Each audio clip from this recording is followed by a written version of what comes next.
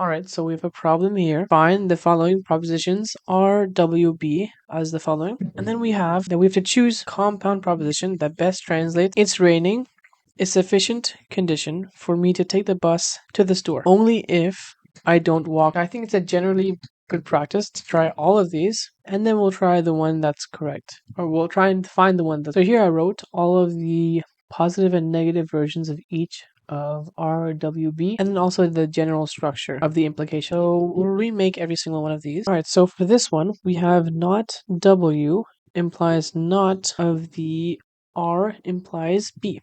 Okay, so this means not W is I will not walk to the store. And if we follow the if then structure, then we have that I will not walk to the store. It's the not, the following bigger statement, and this goes as R implies B.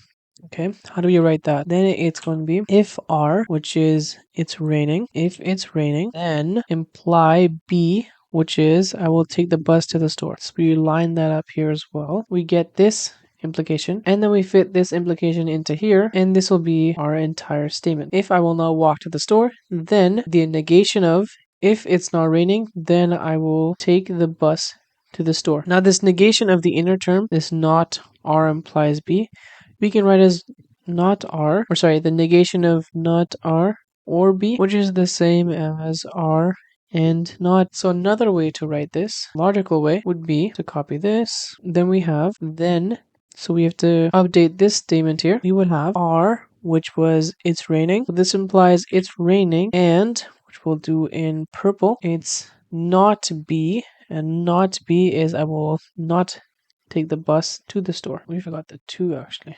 To the store. And then we close this up here, and then we add these brackets. Make sure we're closing it up, and then you bring this here, and you get this statement. So let's read this. Man, hopefully this makes more sense.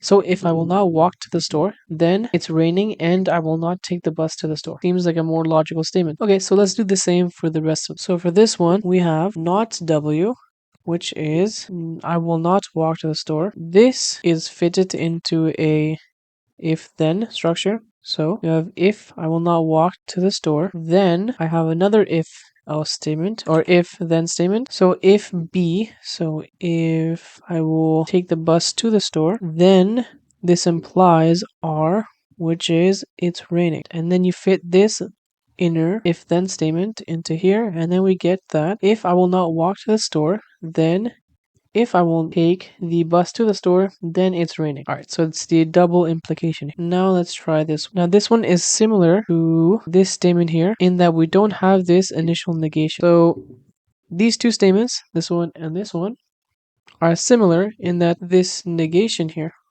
is missing from this statement. So all we have to do is from this statement, remove this part here, and we get what it's trying to express in English. So if I will not walk to the store, then if it's raining, then I will take the bus to the store. Now for this, now we have that not R implies B implies not W. This is the reversal of this statement here.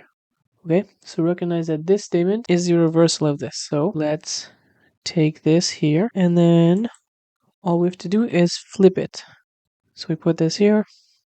Then we flip the two statements in the if then dialog. Okay, so now we have here that this statement says, if it's raining and I will not take the bus to the store, then I will not walk to the store. Now here we have B implies R implies not W. Now recognize that this is the opposite of this statement, and then reverse the statements inside. Okay, so how, now having reversed the order, I have that if I will take the bus to the store, then it is raining, then I will walk to the store, which really doesn't make any sense actually.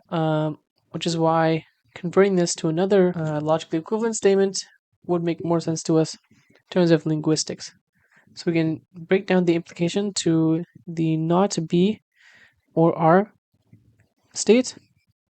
We'd have not B or R, which would be translated to, and then or it's raining. So if I will not take the bus to the store, or it's raining, then I will not walk to the store, which is a more logical statement.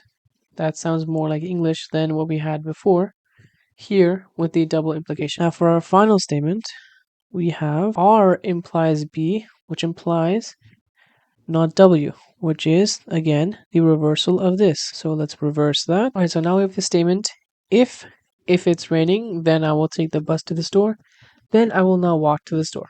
Okay, that again makes no sense in terms of English. So we can again break down that implication to its other state, the logically equivalent not R or B, and then we can rephrase this statement here. All right, so now we have that if it's not raining, or I will take the bus to the store, then I will not walk. Now with all of these having been converted and you understand the basic premise, let's do the actual problem. We have to choose one of the compound propositions that best translates it's raining is a sufficient condition for me to take the bus to the store only if I don't walk there. Okay?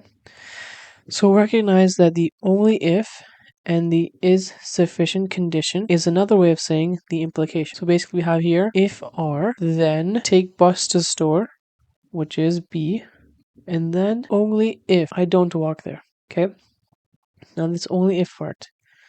This is the implication of I don't walk there, W. Okay? So it's raining is sufficient condition for me to take the bus to the store only if I don't walk there, right? So not W. So we're looking for R implies B implies not W. Okay, R implies B and not W, which is the correct answer. All right, hopefully that helped.